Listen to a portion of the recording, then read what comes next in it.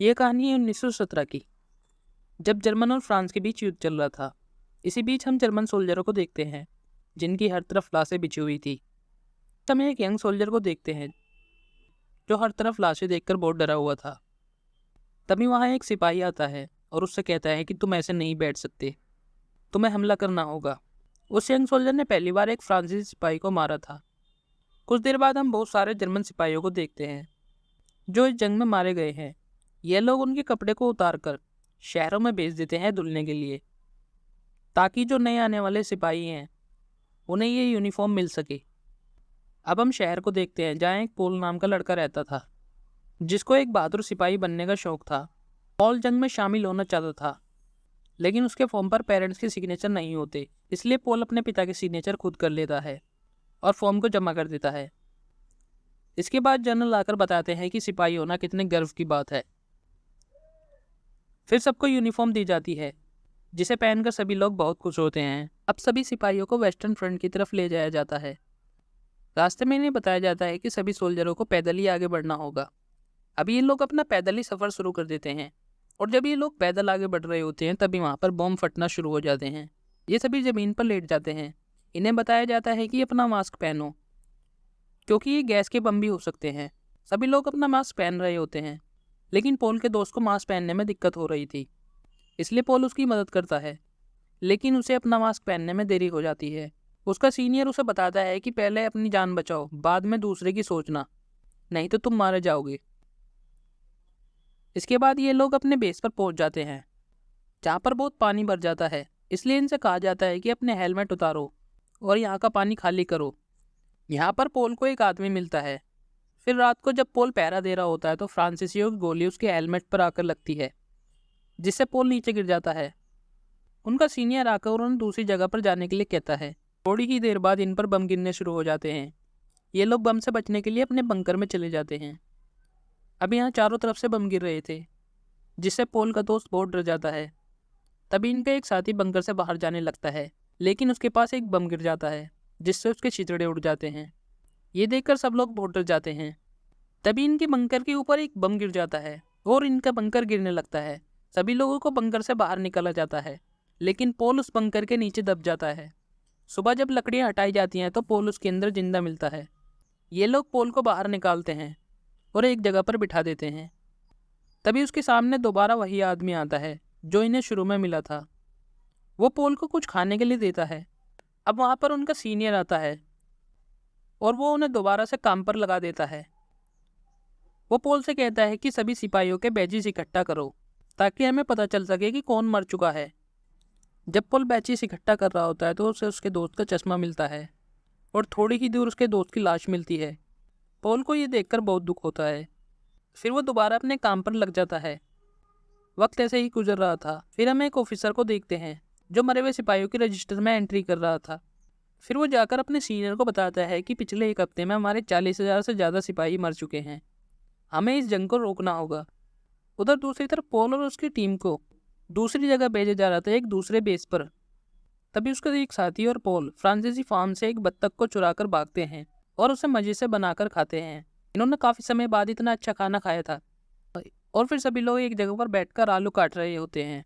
तभी इन्हें कुछ लड़कियां दिखाई देती हैं। पॉल का दोस्त उन लड़कियों के पीछे चला जाता है। तभी यहाँ पर सभी के घर से चिट्ठियाँ आती हैं। सभी लोग इन्हें लेकर बहुत खुश हो रहे थे। पॉल के दोस्त को पढ़ना नहीं आता, इसलिए वो पॉल से अपनी चिट्ठी पढ़ने के लिए कहता है। यहाँ पर हमें पता चलता है कि उसकी एक पत्नी और एक बेटा है, लेकिन बेटा किसी बीमारी की वजह से मर चुका है। रात को पॉल का दोस्त वापस आता है जो लड़कियों के पीछे गया था। वो उन्हें आकर सारी बात बताता है और उन्हें उनका रुमाल भी दिखाता है। अगली सुबह उन्हें पता चलता है कि जो नए आने वाले 60 सिपाही हैं वो लापता हो चुके हैं। पॉल और उसकी टीम को उन्हें ढूंढने के लिए भेजा जाता है और जब ये उन्हें ढूंढ रहे होते हैं तो उन्हें वहाँ पर फैली हुई गैस मिलती है। और जब ये पास वाले घर में जाकर देखते हैं तो उन्हें वहाँ पर सभी 60 सिपाहियों की लाशें मिलती हैं। दरअसल इन्होंने समय से पहले मास्क उतार दिया था, इसलिए गैस की वजह से इनकी मौत हो चुकी है। फिर दूसरी तरफ हम जनरल हेड को देखते हैं। जनरल हेड के पास एक सिपाही आकर बताता है कि अब फ्रांसीसी अपने टैंक लेकर आ चुके हैं और वो हम पर कभी भी हमला कर सकते हैं। जनरल हेड कहता है कि हम पीछे नहीं हटेंगे, हमें और सिपाहियों के साथ हमला करना होगा। उधर मैथ्यू जंग को लेकर बहुत परेशान था। वो युद्ध रोकना चाहता था, इसलिए वो सबको जमा करता है। दूसरी तरफ पॉल और उसकी टीम को दिखाया जाता है। इन सबको जंग के लिए वेस्टर्न फ्रंट की तरफ ले जाया जाता है, क्योंकि ये जनरल हेड का ऑर्डर था। फिर सभी को वेस्टर्न फ्रंट की तरफ ले जाया जाता है। उधर मैथ्यू सबको लेकर फ्रांसीसी लीडरों के पास पहुंच जाता है और उनसे जंग रोकने की मांग करता है। फ्रांसीसी उनके सामने कुछ शर्त रखते हैं और कहते हैं कि तुम्हारे पास सिर्फ 72 घंटे हैं हमारी शर्त मानने के लिए। दूसरी तरफ सभी सिपाहियों को आदेश दिया जाता है कि आगे बढ़ो और हमला करो। अब जर्मन सिपाही एक एक करके सभी फ्रांसीसी सिपाहियों को मार रहे थे। उसी बीच पोल और उसके साथी लड़ते लड़ते उनके किचन तक पहुंच जाते हैं, जहाँ पर बहुत सारा खाना रखा हुआ था। ये सभी उस खाने को देखकर खाने लगते हैं। तभी इन्हें कुछ आवाज़ें आती हैं और जब ये बाहर जाकर देखते हैं तो फ्रांसीसी यहाँ पर टैंक ले आते हैं। जब ये सिपाही टैंकों पर गोलियां चलाते हैं तो उनके टैंकों पर कोई फर्क नहीं पड़ता। अब ये टैंक धीरे धीरे इनकी तरफ बढ़ते हैं और सभी जर्मन सिपाहियों को मारने लगते हैं। जर्मन सिपाही भी टैंकों को बॉम्ब से उड़ाने लगते हैं। तभी फ्रांसीसी यहाँ पर फायर गन ले आते हैं और सभी को उनसे जलाने लगते हैं। इसी बीच पोल का दोस्त भी पकड़ा जाता है। वो उनके सामने अपने हथियार भी डाल देता है, लेकिन फ्रेंच सिपाही उसे जिंदा ही जला देते हैं। पोल ये सब देख रहा होता है, जिससे उसे बहुत दुख होता है। उधर मैथ्यूज फ्रांसीसियों की शर्त लेकर काफ़ी परेशान था। वो कहता है कि हमारे पास सिर्फ 72 घंटे हैं युद्ध को रोकने के लिए, लेकिन कुछ कमांडर ऐसा नहीं चाहते। दूसरी तरफ जंग में फ्रांसीसी हवाई हमले भी कर रहे थे। तभी पोल एक बड़े से गड्ढे में गिर जाता है और सबको ये दिखाता है कि वह मर चुका है, लेकिन एक फ्रेंच सिपाही उसे देख लेता है, पर वह बम फटने की वजह से वह भी गड्ढे में गिर जाता है। पोल जल्दी से जाता है और उसे चाकू से मारने लगता है। फिर पोल उसका मुंह मट्टी से बंद करने लगता है। तभी पोल को याद आता है कि वह ये सब क्या कर रहा है, इसलिए पोल उसकी जान बचाने लगता है। पोल उसकी जेब से उसका पर्स निकालता है, जिसमें उसकी पत्नी और उसके बच्चे का फोटो था। पोल को ये देखकर बहुत दुख होता है। शाम को पोल अपने अड्डे पर पहुंच जाता है। वहां पहुंचकर वो देखता है कि सभी सिपाही जंग खत्म होने पर बहुत खुश थे। सभी को लग रहा था कि जंग खत्म हो चुकी है। फिर पोल अपने जख्मी साथी के पास जाता है, जिसकी जंग में दोनों टांगें चली जाती हैं। फिर इसके बाद वो अपने दूसरे दोस्त से मिलता है, जिसे देखकर वह बहुत खुश होता है। यह लोग अपने साथी के लिए खाना लेकर जाते हैं और जब ये खाना खा रहे होते हैं तो उसका साथी टांग कटने का सदमा बर्दाश्त नहीं कर सकता, इसलिए वो अपने गले में चम्मच मारने लगता है, जिससे उसके गले में छेद हो जाता है और खून बहने की वजह से उसकी मौत हो जाती है। फिर हम मैथ्यूस और उनके साथी को देखते हैं, जो फ्रांसीसियों की शर्त मान लेते हैं और जंग रोक देते हैं। उधर पोल और उसका साथी उसकी मौत का सदमा बर्दाश्त नहीं कर सकता, इसलिए वो अपना गम बनाने के लिए दोबारा उस फार्म में जाते हैं, कुछ खाने का चुराने के लिए। लेकिन इस बार पोल अंदर जाता है और वो फार्म के अंदर से एग चुराता है। जब वो फार्म के अंदर से एग चुरा रहा होता है तो किसान का बेटा उसे देख लेता है। पोल और उसके साथी वहाँ से भाग जाते हैं, लेकिन किसान का बेटा पोल के साथी को गोली मार देता है। पोल उसकी गोली निकालने के लिए कहता है, लेकिन उसका साथी मना कर देता है। वो कहता है कि गोली डॉक्टर निकाल लेगा, तुम मुझे एक सिगरेट दो। फिर पोल अपने जख्मी साथी को लेकर वहाँ से निकल जाता है। रास्ते में उसका साथी बेहोश हो जाता है। पोल अपने साथी को उठाकर डॉक्टर के पास ले जाता है। डॉक्टर उसे बताता है कि यह तो पहले ही मर चुका है। पोल अपने आखिरी दोस्त को भी खो देता है, जिससे वह काफ़ी टूट जाता है। अब सब सिपाही अपने अपने घर जा रहे थे।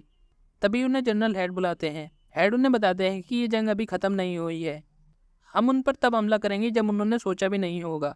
तभी सिपाही दोबारा उस जंग में नहीं जाना चाहते थे, लेकिन उन्हें ज़बरदस्ती भेजा जाता है। अब इन्हें 11 बजे से पहले हमला करना होता है, क्योंकि 11 बजे युद्ध रुक जाएगा। फिर सभी सिपाही हमला करने के लिए आगे बढ़ते हैं। जब फ्रांसीसियों को जर्मन सिपाही के आने का पता चलता है तो वो दोबारा से गोलियां चलाने लगते हैं। अब यहाँ पर दोनों तरफ से सिपाही मरने लगते हैं। पोल एक एक करके फ्रेंच सिपाहियों को मार रहा था। फिर वो एक फ्रेंच सिपाही से लड़ते लड़ते बंकर के अंदर चला जाता है, जहाँ पर पीछे से कोई और फ्रेंच सिपाही पोल को मार देता है। अब पोल बहुत जख्मी हो जाता है और वो धीरे धीरे बंकर से बाहर निकल जाता है, बाहर का नज़ारा देखने के लिए। थोड़ी देर बाद हम ये देखते हैं कि युद्ध रुक चुका है। तभी हमें एक यंग सोल्जर को देखते हैं, जिसकी जान पोल ने बचाई थी। यंग सोल्जर के पास एक सिपाही आता है और उसे सभी के बैच इकट्ठे करने के लिए काम पर लगा देता है। तभी हमें ये दिखाया जाता है कि पोल भी मर चुका है। कहानी यही ख़त्म हो जाती है। ये कहानी पहले विश्व युद्ध की है, जो हमें बताती है कि जंग से किसी का भी भला नहीं होता, इसमें दोनों तरफ से नुकसान होता है। आई होप आपको ये वीडियो अच्छी लगी होगी।